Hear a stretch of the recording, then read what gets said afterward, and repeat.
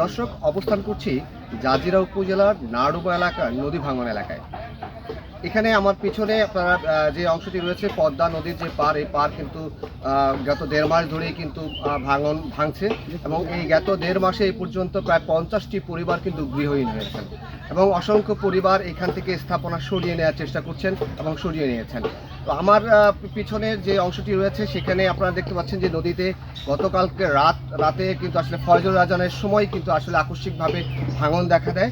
সেই ভাঙনের কবলে কিন্তু 5টি বসত বাড়ি কিন্তু এই নদীগর্ভে বিলীন হয়। যেখানে ছিল একটি দোতলা ঘর, সেই ঘরটিও কিন্তু নদীগর্ভে কিন্তু তলিয়ে যায় এবং সেই ঘরটিকে চিহ্নিত করার জন্য স্থানীয়রা কিন্তু এই রশি বেঁধে কিন্তু এটিকে চিহ্ন রেখেছেন যে এখানে এই ঘরটি ডুবেছে এবং এই ঘরটিকে উত্তোলনের জন্য কিন্তু তারা চেষ্টা করে যাচ্ছে। তবে স্থানীয়রা যেটি আসলে বলছেন যে এই যে নদী ভাঙন, এই নদী ভাঙনের কবলে শিকার হয়ে তারা নিঃস্ব হয়ে যাচ্ছেন।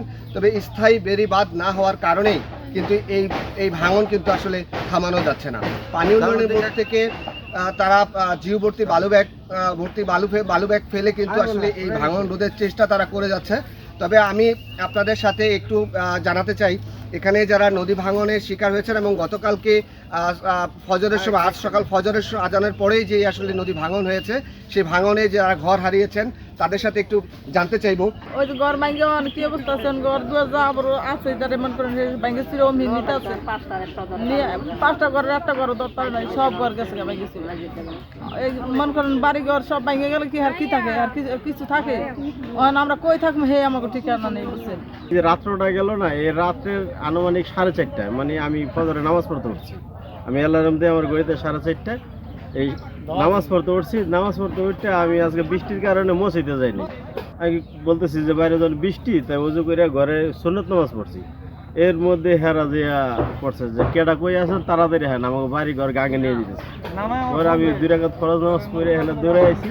আয়া দেখি আর এই যে বড় ঘরের থেকে ওই যে দোতলা যে ঘরটা, এটার থেকে আরো ধরেন 15 থেকে 20 হাত হবে দূরে।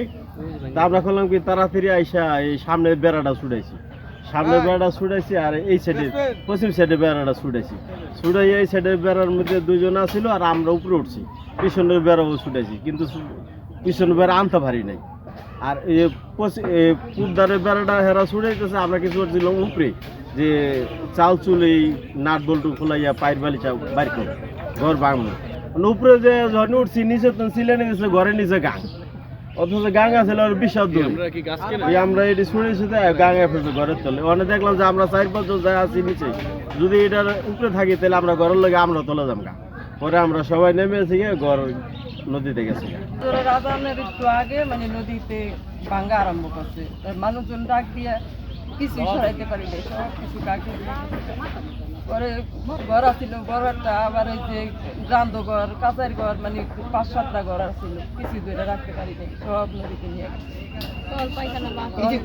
এই যে ঘর আপনারা হারিয়েছেন, এখন আপনারা কিভাবে আসলে থাকবেন, কোথায় থাকবেন? ওখানে কোনো জায়গা নাই, আর স্থানীয় কোনো জায়গাও নাই যে ওই জায়গায় যেয়ে থাকবো, কই যাম কি করবো,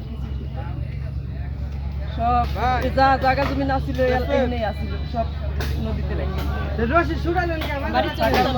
জায়গা।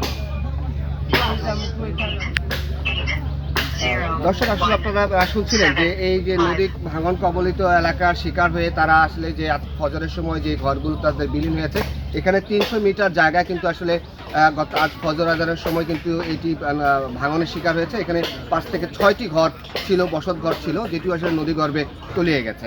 তবে স্থানীয়রা যেটি বলছেন যে সরকারের পক্ষ থেকে দ্রুত এই ভাঙন রোধে পদক্ষেপ নেওয়ার কথা বলছেন, আর এই পদক্ষেপ যদি গ্রহণ করা না যায় তাহলে এই অঞ্চলের অন্তত হাজার হাজার পরিবার রয়েছে যারা আসলে নিঃস্ব হবে এবং গৃহহীন হবে।